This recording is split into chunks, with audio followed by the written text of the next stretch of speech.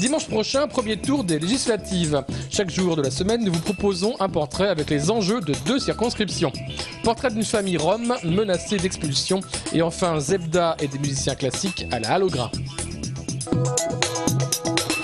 La première circonscription de Haute-Garonne, historiquement à droite, avait été raflée en 2007 par la socialiste Catherine Le Borton. Redécoupée en 2010, la circonscription englobe désormais Blagnac. La députée sortante, qui a d'ailleurs installé son QG dans cette ville, pourrait être en terrain conquis quand on sait que le vote Hollande a dépassé les 60% dans la commune. Depuis 5 ans, lors de son travail parlementaire, elle a dénoncé la politique du médicament.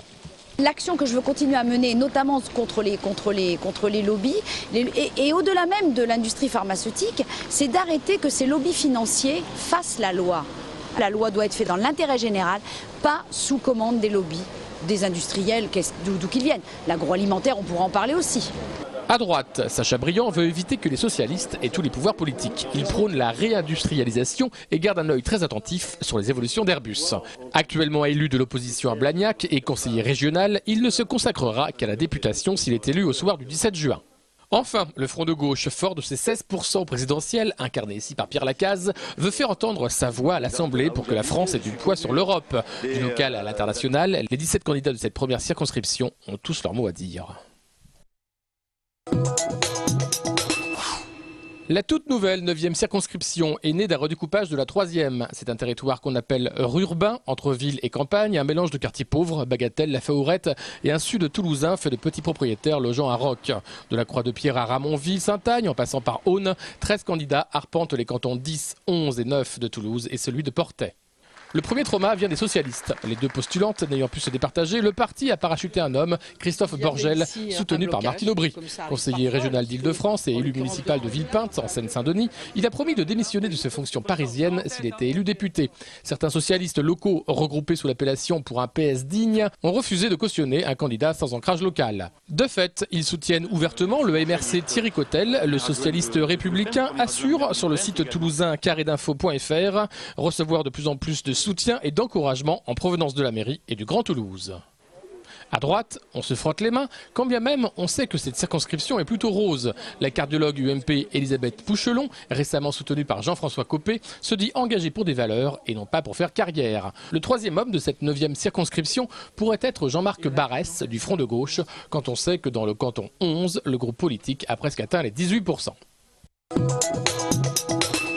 Mon premier jour, c'était un peu difficile d'apprendre le français. Après, ça devenait plus facile. Et maintenant, je suis en CM2. Mirsad a 12 ans, il est scolarisé à l'école Papus avec sa sœur Juliana. Roms du Kosovo, ils sont arrivés en France en 2009 avec leurs parents et leurs 2 frères aînés. Tous ont demandé asile, mais aucun n'a obtenu le statut de réfugié. Un comité de soutien s'est formé autour de la famille. On s'est dit avec les collègues qu'on n'avait pas envie qu'ils partent. Voilà, ils sont parmi nous, ils ne demandent qu'à vivre ici, travailler, payer des impôts. Le père a reçu une OQTF, une obligation de quitter le territoire français. La mère, elle, a déposé un dossier pour raison de santé à la préfecture. Quant à Sultan, désormais majeur, il doit demander ses propres papiers. Mais la famille n'imagine pas retourner au Kosovo. Au Kosovo, on était comme en prison. La France, c'est mieux que tout, car au Kosovo, on n'avait vraiment rien. Le comité de soutien demande la régularisation de la famille et invoque le fait que le Kosovo a récemment été retiré de la liste des pays sûrs établie par l'OFPRA, l'Office français de protection des réfugiés et apatrides. Le massacre s'éternise en Syrie. L'ONU compte plus de 13 000 morts depuis le début des révoltes et le 25 mai dernier, ce sont 108 personnes, dont 49 enfants qui ont été tués dans la ville d'Oula. Pour François Hollande, la seule solution est le départ d'Assad, solution avec laquelle Vladimir Poutine est en désaccord. À Toulouse, une nouvelle manifestation était organisée samedi, place du Capitole, pour soutenir le peuple syrien. Tous les soirs, on voit qu'il y a 40, 50, 60 nouveaux morts, donc c'est devenu une habitude de voir ça aux infos, donc les gens sont de moins en moins intéressés. Lors d'un discours dimanche, Bachar al-Assad a démenti tout lien entre ses forces et le massacre d'Oula, évoquant une fois de plus un complot et une guerre menée de l'étranger. La brigade de répression des atteintes aux personnes lance un appel à témoins à ces 2 numéros. Objectif, y voir plus clair dans les événements du 31 mars dernier, place Arnaud Bernard. Un groupe de militants d'extrême droite s'en était pris à des antifascistes réunis devant ce bar. Un étudiant chilien de 36 ans aurait alors reçu un coup de pied au thorax. Dans sa chute, il s'est fracturé le crâne en 2 endroits. Il reste depuis hospitalisé et aucun suspect n'a été clairement identifié.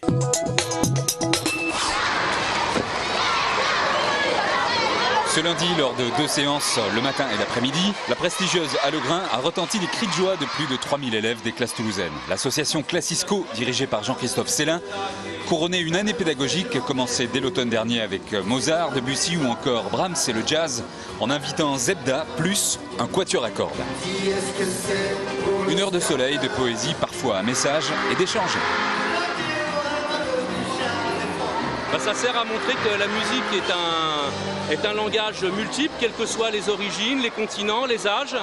Et ça sert à montrer ce qu'il y a de mieux dans l'humanité aussi.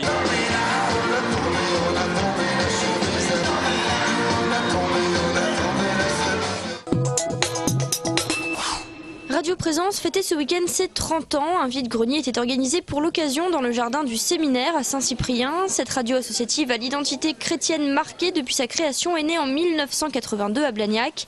Son fondateur, le père Berthuis, voulait transmettre une certaine vision de l'homme et de la vie. Après 30 ans et quelques années de galère, il est heureux de voir que l'aventure a continué. On a bien fait d'y croire puisque d'autres ont pris le relais en leur temps et aujourd'hui ça continue.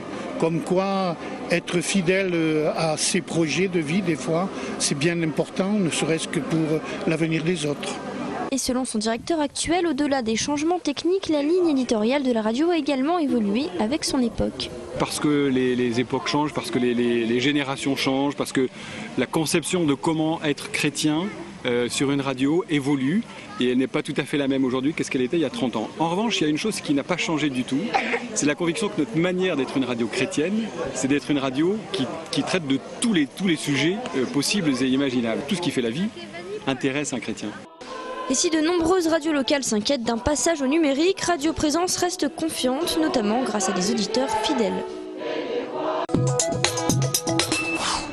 Guinoves et ses joueurs à nouveau en finale du top 14. Le Stade Toulousain, grâce à 18 points de Luc McAllister et à un sauvetage de Vincent Clerc, s'est qualifié samedi pour la 26e finale de championnat de son histoire. Le Castres Olympique a fièrement défendu ses couleurs mais s'est incliné 24-15. Champions en titre, les Rouges et Noirs défendront au Stade de France leur bouclier de Brennus. On va chercher une finale, on a été patient, on a été très réaliste avec des très bons buteurs aujourd'hui et voilà, ça a fait la différence sur cette demi-finale parce qu'on a été posé, on ne s'est jamais affolé. Dimanche, face aux favoris Clermont, le RC Toulon a obtenu son ticket pour la finale grâce à 5 pénalités de Wilkinson, Parra manquant d'arracher les prolongations à la Sirène. Victoire des Varois 15-12, Bernard Laporte se réjouit d'avance du duel face aux Toulousains. Non, mais le Stade Toulousain, c'est le Stade Toulousain. Voilà, je vais rien vous apprendre dessus. C'est un club hyper organisé, hyper structuré. Et voilà. Et on est content d'être en finale. Et on est content de. On va jouer le champion de France en titre, celui qui a fini numéro 1, donc celui qui a fait la plus belle saison pour le moment. Et voilà, à nous de relever ce défi-là. La finale se jouera samedi 9 juin à 18 h. Toulousains et Toulonnais ne s'étaient plus affrontés en pareille occasion depuis 1989, une éternité. L'US Colomiers Rugby de retour en Pro D2. Les joueurs de Pierre-Henri Broncan sont sortis vainqueurs de leur demi-finale de Fédéral 1 face à Valence d'Agen. Un succès 25-19 au match retour qui assure aux joueurs de la Colombe de retrouver le rugby professionnel la saison prochaine.